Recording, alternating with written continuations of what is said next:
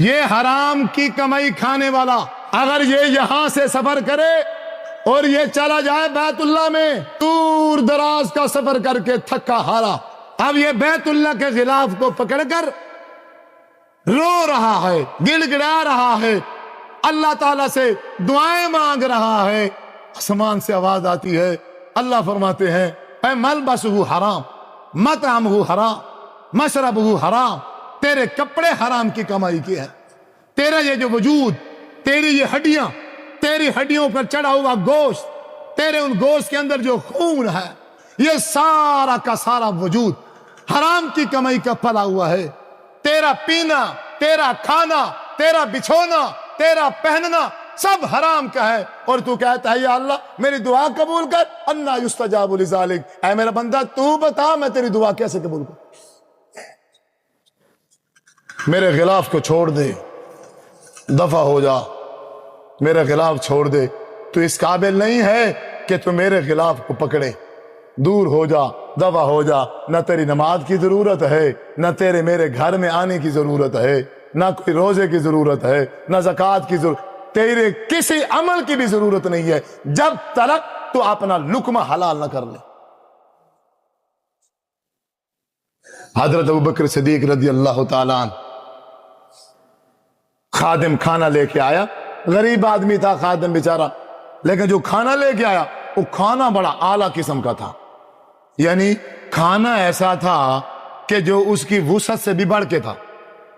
حضرت ابوبکر صدیق رضی اللہ تعالیٰ عنہ نے ایک لقمہ توڑ کے کھا لیا، پھر ذہن میں خیال آیا کہ پوچھوں تو صحیح، بندہ غریب ہے، یہ اتنا خرچہ کیسے کر لیا؟ اس نے پوچھا یہ کہاں سے آیا ہے؟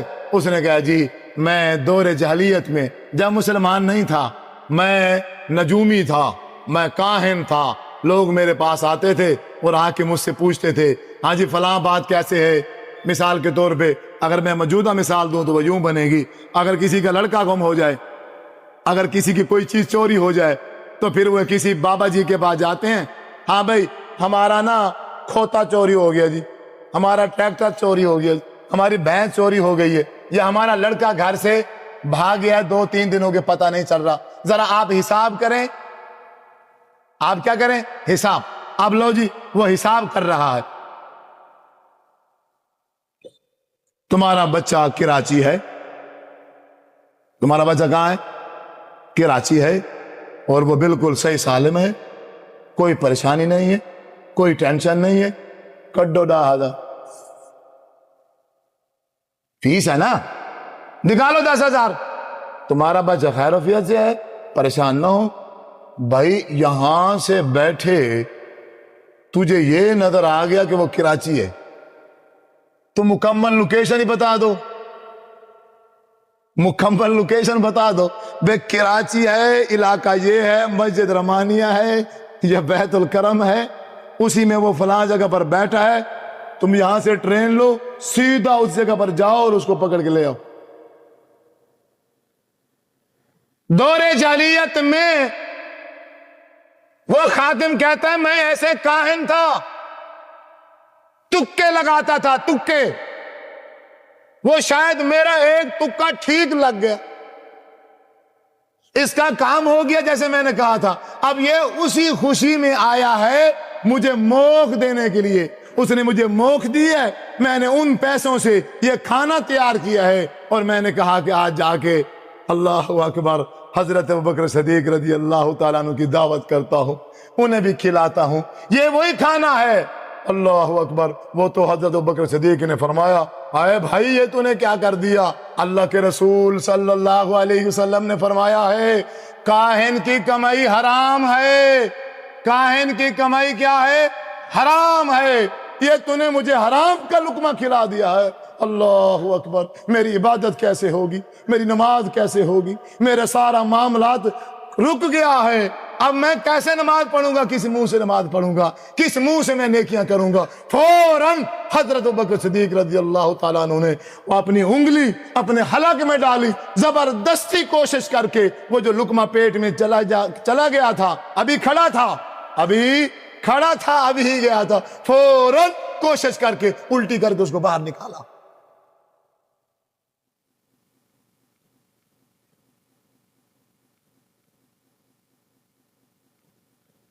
ہم کس کس کو نکالیں؟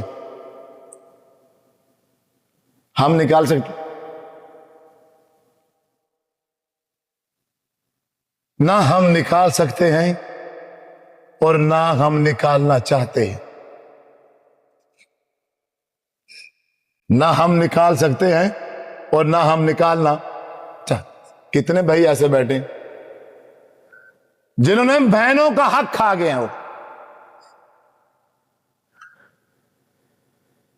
ہمارے ہاں تو باپ جائیداد بھائیوں کو بیٹوں کو دیتے ہیں, بیٹیوں کو نہیں دیتے.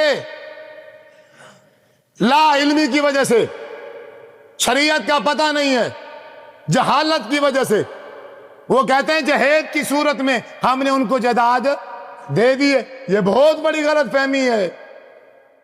جس باپ نے, جس بزرگ نے اپنی بچی کو جائیداد سے محروم کیا, آپ صلی اللہ علیہ وسلم نے فرمایا ہے اس کی جنت کی وراثت ختم کر دی جائے گی. کیا ان بھائیوں کا علم نہیں ہے کہ میرے پاس جو زمین ہے اس میں میری بہن کا حصہ ہے؟ ٹھیک ہے, باپ تو غلطی کر گیا. کیا اس بھائی کو نہیں علم؟ پتہ ہے اسے یہ میری نہیں ہے, میری نہیں ہے یہ. جب مجھے علم بھی ہے یہ چیز میری نہیں ہے, پھر میں اس کو خود بھی کھا رہا ہوں, بچوں کو بھی کھلا رہا ہوں, تو میں خود بھی حرام کھا رہا ہوں اور بچوں کو بھی حرام کھلا رہا ہوں. کھلاؤ, حرام کھلاؤ, جتنا مرضی کھلاؤ, یہ حرام کے بلے تیار ہوں گے. کھلاؤ انہیں, حرام کھلاؤ. ان بیچاروں پر, معصوموں پر کرو ظلم, بناؤ ان کو ظالم, انہیں حرام کھلا کھلا کے جوان کرو. جب یہ حرام کھا کے جوان ہوں گے پھر یہ اچھائیاں کریں گے. حلال کا لقمہ پیٹ میں جاتا ہے, وہ جراثیم پیدا کرتا ہے نیکی کرنے کے. حرام سے نیکی کا شوق پیدا نہیں ہوتا. پھر بچے ظلم اور ستم کی طرف جاتے ہیں. پھر وہ اگر علم بھی پڑھ جائیں, عالم بھی بن جائیں, پھر بھی ظالم ہوتے ہیں. خیر سے محروم کر دیا باپوں نے.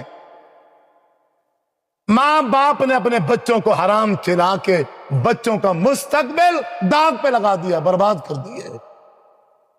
اب تم چاہے انہیں مدرسوں میں ڈال دو, تم چاہے انہیں یونیورسٹیوں میں ڈال دو, تم چاہے انہیں مدینہ یونیورسٹی میں جا کے داخلہ لے کے آ جاؤ, انہیں جا کے مکہ مکرمہ میں بٹھا دو, ساری زندگی وہیں گزارے, جب تک اس کے اندر وہ حرام کھڑا ہے تب تک کوئی فائدہ نہیں.